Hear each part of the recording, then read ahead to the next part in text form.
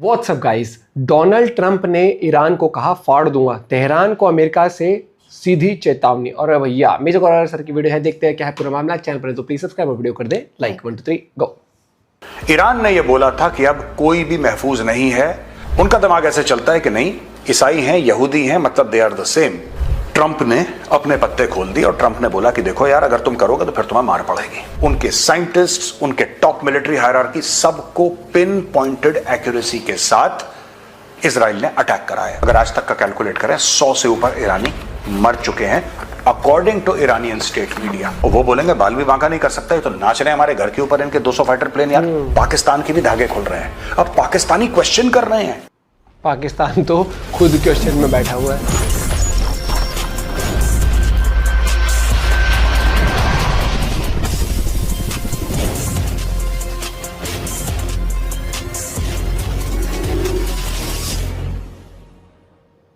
जय हिंद दोस्तों, मैं हूं मेजर गौरव आर्य और आप देख रहे हैं द चाणक्य डायलॉग्स। हाल ही में ट्रूथ सोशल में Donald Trump, president of the United states of America, ने यह बोला है ईरान से कि भाई देखो, तुम्हारे ऊपर जो इजराइल ने हमला किया है उसमें हमारा कोई हाथ नहीं है, हमारा कोई लेना देना नहीं है। यह बात कान खोल के सुन लो। अगर तुमने अमेरिका पर वार करा या अमेरिकन एसेट्स पे, अमेरिकन पर्सनल्स पे अटैक करा, तो फिर तुम्हारे ऊपर ऐसा पलटवार होगा जो तुमने कभी ना सोचा होगा, ना कभी देखा होगा। ये बात डोनाल्ड ट्रंप ने क्यों कही दोस्तों? लोग कहते हैं कि बड़बड़ाता है, उल्टी सीधी बातें करता है, जो कि सच होगा। I am not disputing that fact. लेकिन ये उसने पॉइंटेडली बोला। ये इसलिए बोला क्योंकि कुछ ही घंटे पहले उसके स्टेटमेंट के ईरान ने यह बोला था कि अब कोई भी महफूज नहीं है। हम मानते हैं कि इसके पीछे अमेरिका भी है, और उसने फ्रांस और यूके को भी लपेट लिया। फ्रांस और यूके, वाह भाइयों ने फ्रांस और यूके को भी लपेट लिया। फ्रांस और यूके बैठ के ये सोच रहे हैं कि हमारा क्या लेना देना है। वाली बात, माइक मिल गया बस। देखिए दोस्तों, जैसे Iran is a theological state, वो धर्म के आधार पर चलने वाला स्टेट है। और उसको ये लगता है कि ये जितने भी लोग हैं, ईसाई और यहूदी, ये एक साथ मिले हुए हैं। और ये एक थ्योरी है जो कि ईरान में, पाकिस्तान में भी बाय द वे, बांग्लादेश में भी by the way, this is widely accepted as a universal truth. उनको ये नहीं पता कि इजराइल के खिलाफ ऐसे कई क्रिश्चियन मेजॉरिटी देश हैं, वो बाय कॉन्स्टिट्यूशन क्रिश्चियन ना हो, लेकिन क्रिश्चियन मेजॉरिटी कंट्रीज हैं जो कि इजराइल को कहती हैं कि नहीं साहब, आप गलत कर रहे हैं, आपको नहीं करना चाहिए। For example Australia, for example New Zealand. लेकिन ईरानी दिमाग ऐसे नहीं चलता, पाकिस्तानी और बांग्लादेशी दिमाग ऐसे नहीं चलता।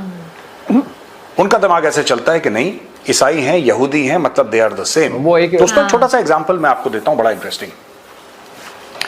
जियाउल हक का दौर था पाकिस्तान में, और जियाउल हक राष्ट्रपति थे, मिलिट्री डिक्टेटर थे, सदर थे पाकिस्तान के।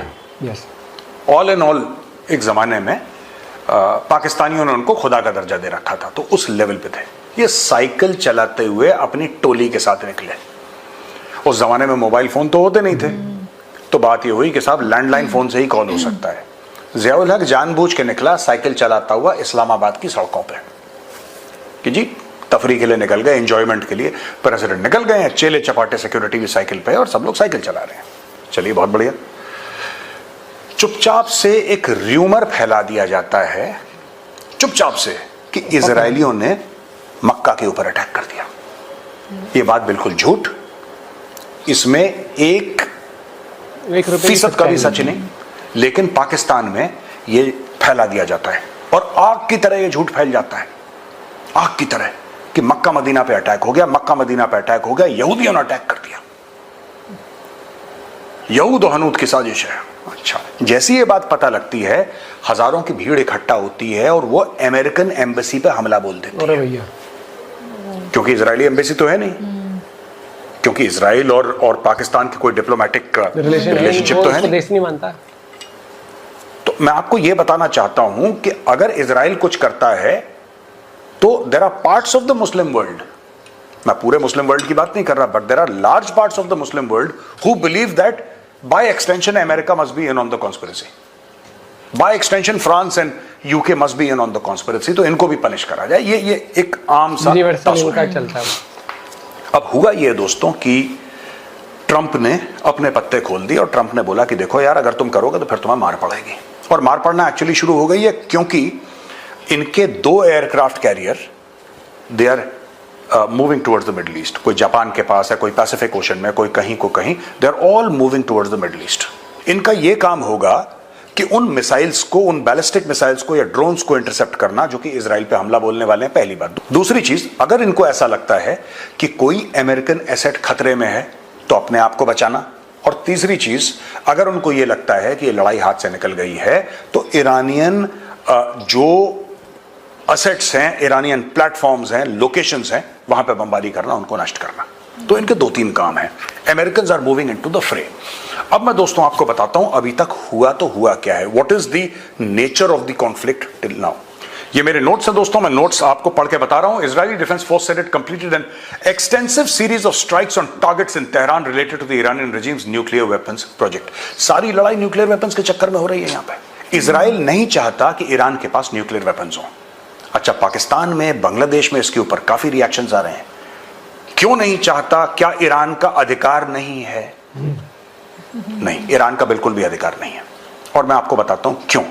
इसलिए क्योंकि डे 1 से, जब से खुमैनी की रजीम आई है, और खमेनी तो अभी आया, पहले खुमैनी हुआ करता था, जब से ये मौलानाओं की वहां पे रजीम आई है 1979 से, ये कह रहे हैं कि हम सारे यहूदियों को मार देंगे, हम इजराइल को मार देंगे, हम इनको नस्ते नाबूद कर देंगे, बर्बाद कर देंगे।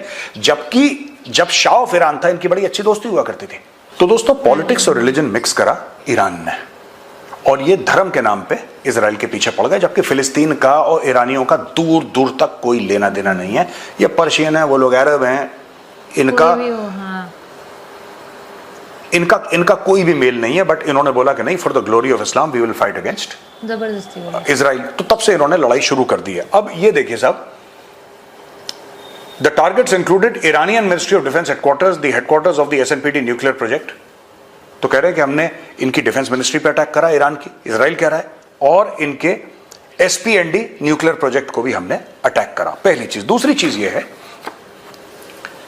एक और जगह को अटैक करा है जहां पे Iran hid its nuclear archive. अच्छा, फाइल से सब, जहां पे इनका आर्काइवल मटेरियल होगा, जो भी पुरानी इनकी रिसर्च होगी, उस जगह को भी भरपूर तरीके से इजराइल ने टारगेट किया है। शाहरान ऑयल डिपो, तेहरान में एक बहुत बड़ा ऑयल डिपो था, ऑयल रिफाइनरी थी, उसको बिल्कुल उड़ा दिया है इजराइल ने। और South Pars field, the world's biggest gas field जो है, वो ईरान में है, दुनिया की biggest gas field, South Pars field, उसको भी इतना अटैक करा कि वहां पे प्रोडक्शन बंद होना पड़ा। वहां पे उन्होंने प्रोडक्शन बंद कर दिया, वर्ल्ड की बिगेस्ट गैस फील्ड, और बोला कि नहीं, अभी बहुत ज्यादा डैमेज हो गया है। तो देखिए, उनके एनर्जी रिसोर्सेज, उनकी न्यूक्लियर फैसिलिटीज, उनके साइंटिस्ट्स, उनके टॉप मिलिट्री हायरार्की, सबको पिन पॉइंटेड एक्यूरेसी के साथ इजराइल ने अटैक करा है। और पहले दिन ऐसा जबरदस्त वार हुआ कि ये लोग हिल गए, बिल्कुल हिल गए, पूरी तरीके से ईरानी हिल गए। ईरानियों ने जो पलटवार करा है वो कर रहे हैं आम लोगों के ऊपर। हां, एक इजराइल का जो हेडक्वार्टर है, इजराइल के हेडक्वार्टर में भी उन लोगों ने हमला करा है। उसका नाम है कीरिया कहते हैं, जो जैसे पेंटागन है, उनका ट्राई सर्विसेज का जो हेडक्वार्टर है कीरिया पे भी उन्होंने अटैक करा है, जहां पे आईडीएफ है, मिनिस्ट्री ऑफ डिफेंस है। और ये premier Israeli military headquarters since 1948, जब से इजराइल बना है तब से यहां पे उनका हेडक्वार्टर है। Houses IDF general staff, ministry of defence, camp Rabin, Marganit and Matcal towers, key centre for military command, intelligence and operation. तो ये इन्होंने अटैक किया है। अब दोस्तों, इसमें 2-3 चीजें हैं जो कि हम आपको बताते हैं। देखिए, जो ईरानियंस का लॉस हुआ है, राइट, वो सिग्निफिकेंट हुआ है। ईरानियन एक नाम नहीं, वो ठीक है, वो हवाबाजी कर रहे हैं, हमने 2 F-35 मार दिए, 3 F-35 मार दिए।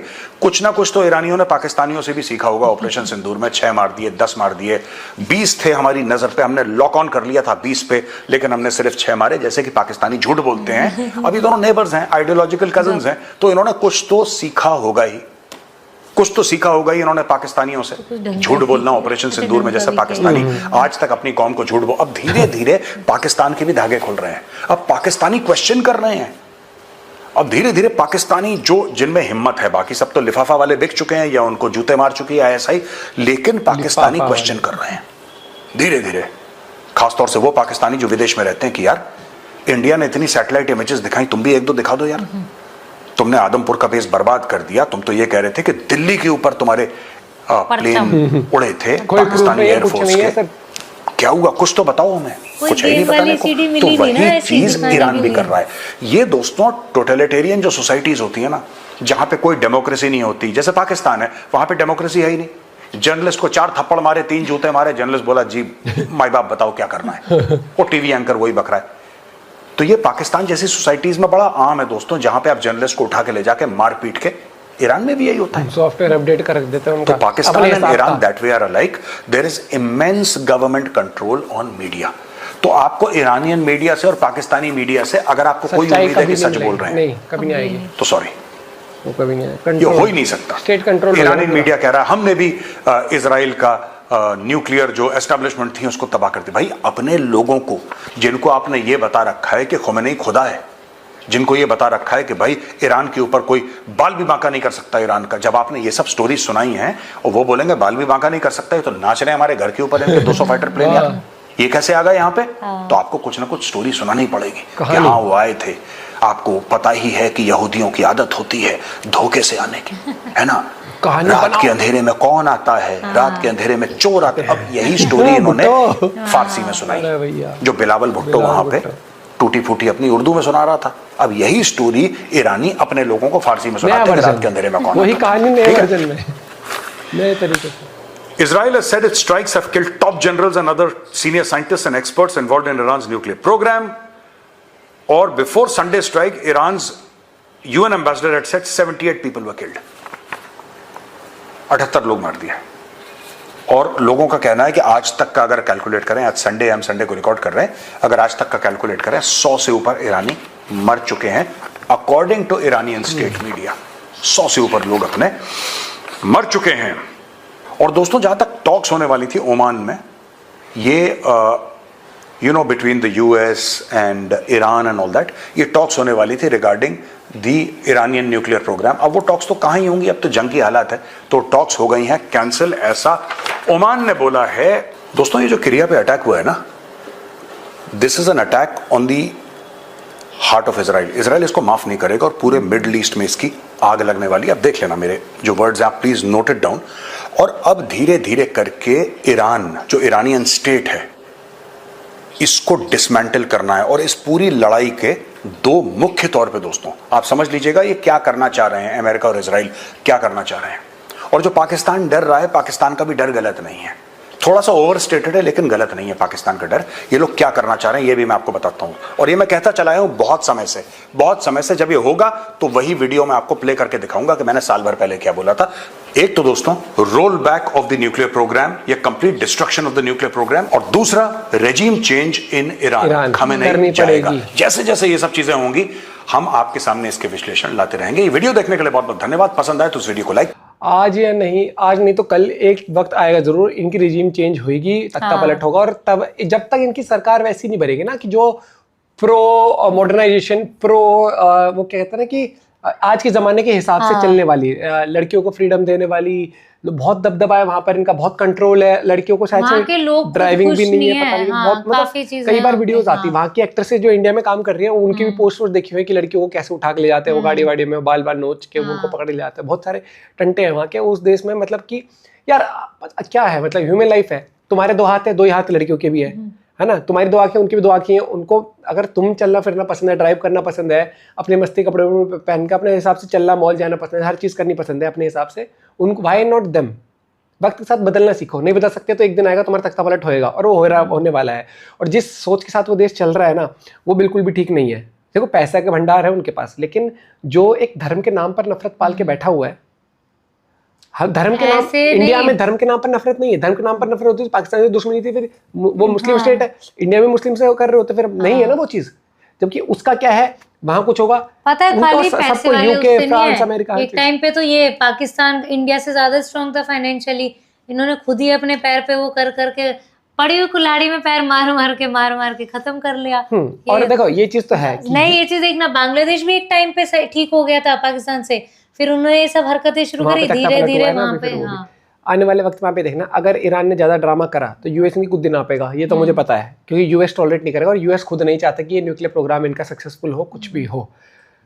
लेट्स सी आगे डेवलपमेंट क्या आती है, क्योंकि अभी ये 1-2 दिन का ड्रामा नहीं है, ये थोड़ा सा लंबा चलेगा। लेकिन भैया देखो, यूक्रेन और उनका सुलझा नहीं हुआ है, ये अलग चल रहा है ड्रामा।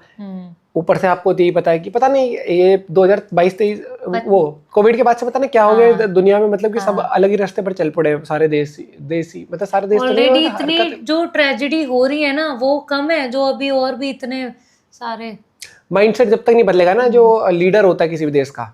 अब ट्रम्प देख लो, ट्रम्प की कुछ बातें सही थी, लेकिन अब वो जैसी हरकतें कर रहा है टैरिफ को लेकर, कुछ चीजें इंडिया को लेकर बोल रहा है, तो हम क्रिटिसाइज कर रहे हैं। बट उसकी खुद की कंट्री में भी तो कितना हाँ, जहाँ पर उसकी तारीफ करनी बनती है वो करते भी है, लेकिन जहाँ वो गलत हमें लगता है कि पॉइंट उसका सही नहीं लग रहा तो वहाँ बोलते भी है।